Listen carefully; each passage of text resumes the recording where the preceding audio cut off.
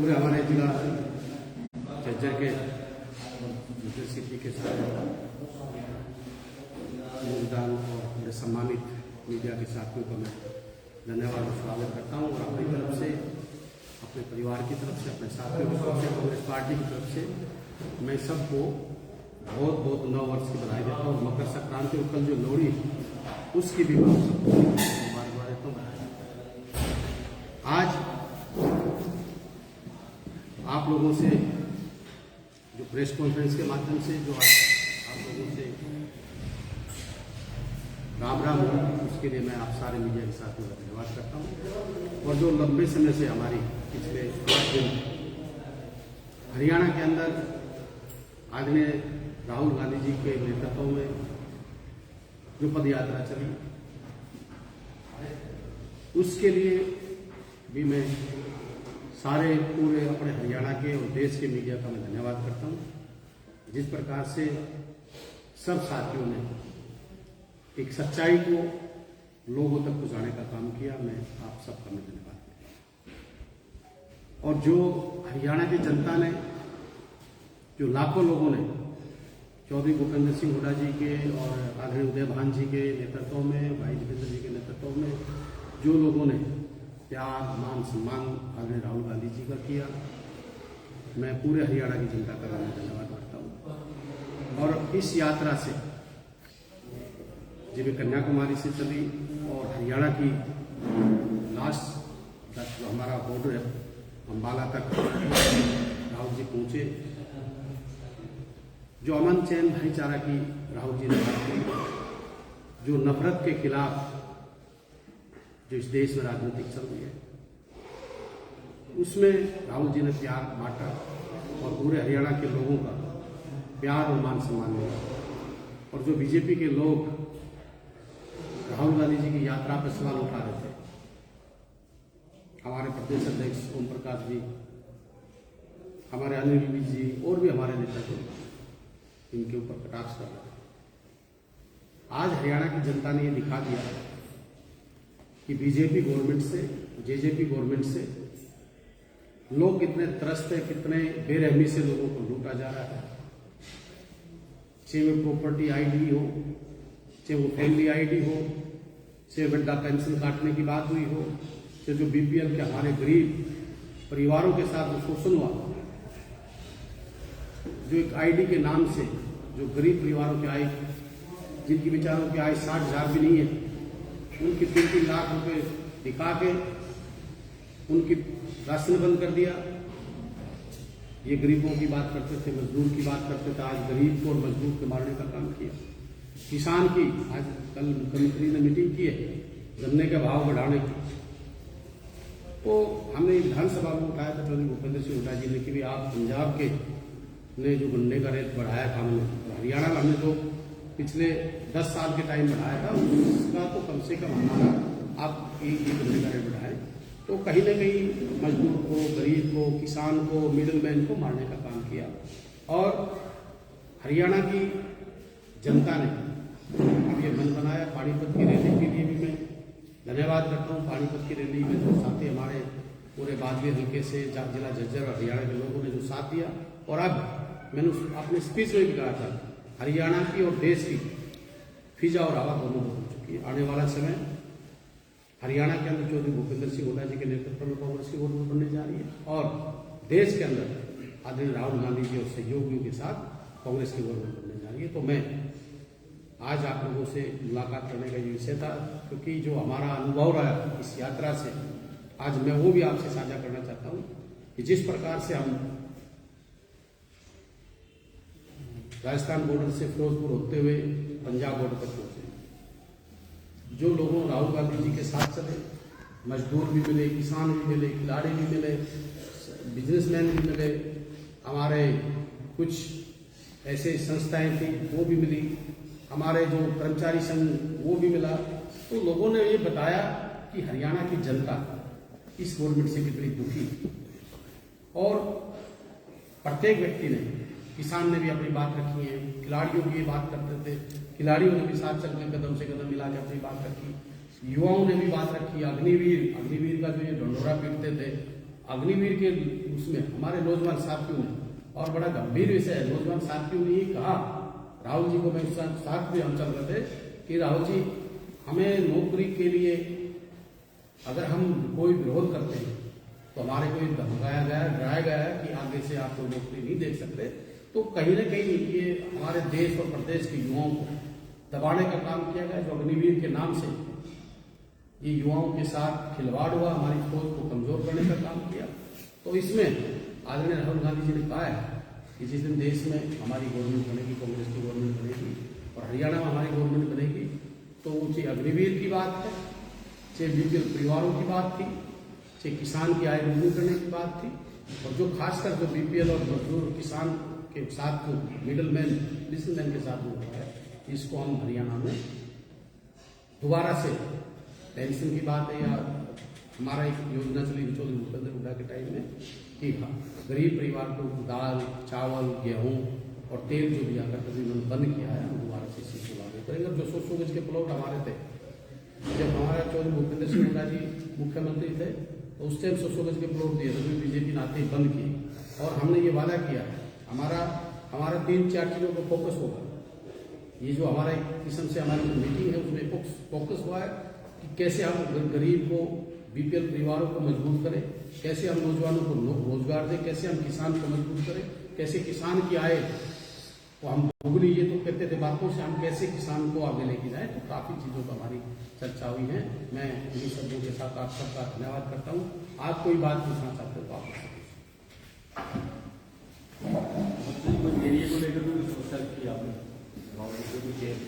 देखिए, मैंने राहुल जी से अपने जो इलाके के लिए कहा, सबसे गंभीर समस्या मैं अपने इलाके की बात करता हूँ। जो किसानों के 45 गांव ऐसे हैं जो पिछले 3 साल से बारिश की वजह से और ऋण बराज की वजह से जो फसलें खराब हो रही है, मैंने हुड्डा जी को भी इस बात के लिए बोला है कि भी हमारा जैसे हमारी गवर्नमेंट आई तो सबसे पहले हम ये जो किसान को मारने का काम गवर्नमेंट ने किया है, तो पानी की निकासी के सारे बंद बना के रोकने का काम किया, तो उसको फोकस करेंगे। दूसरा, जो बीपीएल परिवार क्या है, जिनकी आय प्रॉपर्टी आईडी के नाम से, आय इनकम के नाम से जो लोगों को उन्होंने मारने का काम किया, हम तो इनकम, मैंने मुख्यमंत्री से भी ये मांग की कि मैंने विधानसभा में मांग की थी कि इसकी दोबारा से एक जांच होनी चाहिए। जो असली गरीब आदमी है उसको नुकसान हुआ है, और जो पैसे वाले लोग हैं उनको फायदा हुआ। कहीं न कहीं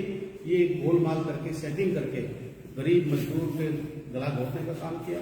बीपीएल परिवारों की जो कार्ड थे वो काटने का काम किया। 1,80,000 रुपये जो फिक्स किया, उसमें ऐसे ऐसे लोग मेरे बाद में रखे थे जिनकी इनकम साल के 60,000 रुपये भी नहीं है, उनकी 4-4 लाख 5 लाख रुपये दिखा रखे। जो ऐसे ऐसे लोग हैं जिनके एग्रीकल्चर जमीन भी है, कुछ और भी है, ऐसे लोगों के साथ मेरे पास तथ्य हैं, उनको आपने 1,20,000 दिखा रखा। तो ये कहीं न कहीं इसमें मोनोपोली चली है और इसमें बड़ा भ्रष्टाचार हुआ है। भ्रष्टाचार मीन्स लोगों को सच्चाई तक नहीं पूछ के गरीब आदमी के साथ इन्होंने बताया। ठीक है, मेरी ये मांग थी। तीसरा, हमारा जो मेरा मेन मकसद है, हमारे इलाके के युवा जो आज बेरोजगार हुए हैं और जो अपराध की तरफ, नशे की तरफ बढ़े हैं, तो मेरी कोशिश है कि हमारा राज आए तो बच्चों को अपने मुख्य धारा से जोड़े, चाहे वो एजुकेशन से है, चाहे वो हेल्थ से है, चाहे वो रोजगार से, तो हमारा मुख्य रूप से। कांग्रेस का क्या कदम होगा सर? सड़कों पर उतरेगी, क्या कुछ करेगी? कांग्रेस बीपीएल परिवारों के नाम काटे जा रहे हैं, लोग परेशान हैं, लघु सचिवालय में आए दिन आते रहते हैं, आज भी ज्ञापन दिया है कुछ लोगों ने। देखिए, कांग्रेस तो मैं रोडों पे रहती है, आम मजदूर की, किसान की, गरीब की बात है, छोटा करते हैं। और जो आपने बात की है, इसके लिए मैंने विधानसभा में पहले उठा लिया था, और इस पर अगर मैंने रोडों पे भी चलना पड़ेगा, संघर्ष करना पड़ेगा, तो मैं इस परिवारों के साथ मिलकर संघर्ष भी करेंगे, रोडों पे भी जाएंगे, डीसी के माध्यम से भी जाएंगे, शांतिपूर्ण तरीके से। नहीं मानेंगे तो कुछ भी कदम उठाना पड़े, मैं इनके साथ हूँ। और सबसे बड़ा मैं माफी चाहूंगा, एक बहुत बड़ा जो हिसार के अंदर हमारा जो कृषि है, बड़ा दुर्भाग्य की बात है, इस बीजेपी की नीति और नीति ही नहीं की, उसको बंद करने का काम किया। मैं नरेंद्र मोदी जी से कहना चाहूँगा, मुख्यमंत्री जी से रिक्वेस्ट करूँगा कि इसको बंद ना किया जाए, दोबारा हमारा इसको चालू किया जाए, क्योंकि किस प्रकार आपने रेल बेची, हवाई अड्डे बेचे, LIC बेची, इसी प्रकार से अभी चैनलों को भी बेचने की जो हमारी धरोहर थी हरियाणा की, उसको भी आप बेचने का काम कर रहे हैं। तो इसको मैं कड़वे शब्दों में निंदा करता हूँ और इस फैसले को वापस किया जाना चाहिए। अमित शाह जी करनाल में रैली करने जा रही हैं लास्ट में जनवरी में, तो कांग्रेस जो है अभी उस तरफ थोड़ा कम था GT बैठ पे हमारा कांग्रेस का, तो एकदम से राहुल गांधी यात्रा निकलने के बाद अमित शाह का रैली करना, इसको आप कैसा देखते हैं? देखिए, अधिकार है हर व्यक्ति का, रैली करने का अधिकार है, पर मैं इनसे जरूर कहता हूँ अमित शाह जी और नरेंद्र मोदी जी आप कुछ कर, अब पछताए क्या हो जो चिड़िया चुगी खेत, 3.5 साल इनके निकल चुके हैं। इन्होंने पूरे देश को बेचने का काम किया है, पूरे देश को की अर्थव्यवस्था को धकेलने का काम किया। 2 करोड़ युवाओं के रोजगार की बात की, आज उनकी क्या हालात है। आज 15 लाख रुपए जो करते थे काला धन 8.5 साल हो गए वो काला धन कहाँ मैं पूछना चाहता हूँ। और हरियाणा के जो हमारे मुख्यमंत्री जी जो एक भ्रष्ट सहयोगियों के साथ जो JJP के जो ये जिन्होंने जो कहते थे आप लोगों के साथ बैठते थे, भाषण देते थे, बोला ब्याह मोदी का नहीं, ब्याह खट्टर का, फोटो मोदी का। एक भाई कहता था बोला जो खट्टर को वोट देगा वो कौम का गद्दार होगा। और आज के हालात है, गद्दार कौम है या ये नेता है, अपने स्वार्थ के चक्कर में JJP और BJP दोनों ने मिलकर इस हरियाणा की जनता को लूटने का काम किया और दोनों हाथों से लूटने का काम किया है। आज भय भ्रष्टाचार मुक्त प्रशासन की बात करते थे, आज भय भी है, भ्रष्टाचार भी है। और अगर कोई आंखों पे पट्टी बांध के उसने हराया हरा देखकर उसका इलाज किया, पर ये जरूर है पीछे अब अमित शाह जी आ जाए, कोई और आ जाए। हरियाणा के अंदर लोगों ने मन बना लिया कि 2024 में कांग्रेस की गवर्नमेंट बनाएंगे, हुड्डा जी के नेतृत्व में गवर्नमेंट बनेगी। और प्रत्येक व्यक्ति आज मैं देखिए ये नहीं कि मैं कांग्रेस से हूँ, पर प्रत्येक व्यक्ति आप भी बैठे हो, आप सारे साथी हो, मेरे से समझदार आप हो। जिला झज्जर में आपसे कोई इलाका ऐसा टूटता नहीं है। आज ये ओम प्रकाश धनखड़ जी कह रहे थे गाँव में जाके कि आप चिंता ना करें भाई, मैं मतलब नए सरपंच बन गए और जिला परिषद बन गए, मैं गाँव में पैसे की बाहर लगा दूंगा।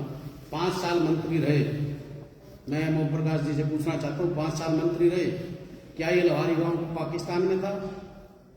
लवारी गांव में जो आपको एक तरफा वोट दी, उस गांव में ट्रैक्टरों से डेड बॉडी लेके जाते हैं, आज मैंने उसमें पैसा दिया है।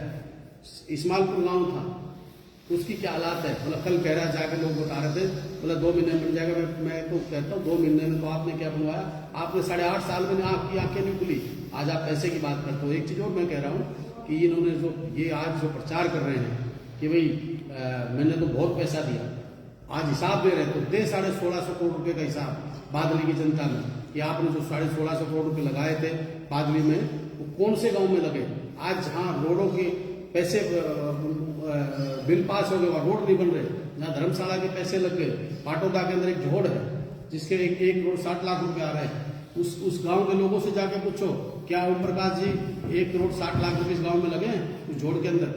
तो ये लोगों को गुमराह करने की बातें कर रहे हैं।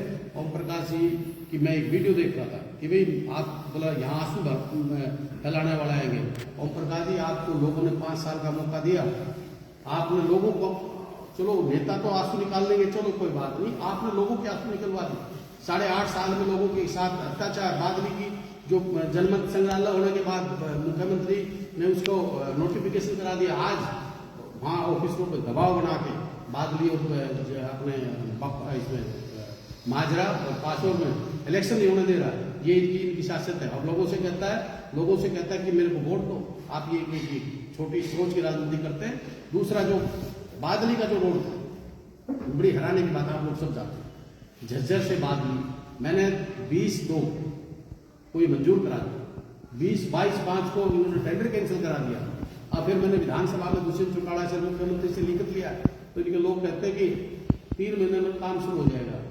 तो ये इनकी ना नीति ठीक है ना नीयत ठीक है। और हरियाणा के अंदर आज मैं झज्जर जिले की बात नहीं करता हूँ, पूरे हरियाणा के अंदर रोडों जो सड़क के हालात देखो, गाँव के अंदर के हालात देखो, एजुकेशन के हालात देखो, स्कूलें बंद हो रहे हैं, बच्चियां रो रही हैं, ट्रांसपोर्ट की दिक्कतें आ रही है। तो ये इनका आप समय खराब हो चुका है। और मैं एक चीज जरूर कहता हूँ, हाँ इन्होंने 2-3 काम अच्छे किए, इन्होंने भाई से को लड़ाने का काम किया, इन्होंने नफरत की राजनीति करने का काम करते हैं। आज भी गांव में बैठ बैठ जो लोगों में ये नफरत की बात करते हैं, ये लोगों को तोड़ने का काम करते हैं।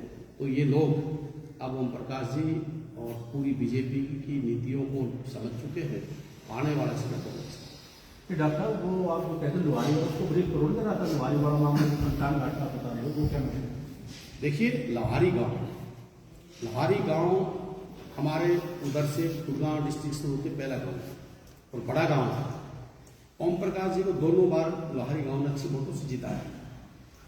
उसमें पूरा शमशान घाट का रास्ता करा, पूरी फिरनी करा और गांव के अंदर और बाहर और जाके मंदिर तक जोड़ों में पानी भरा है, गांव में ऊपर पानी भरा है।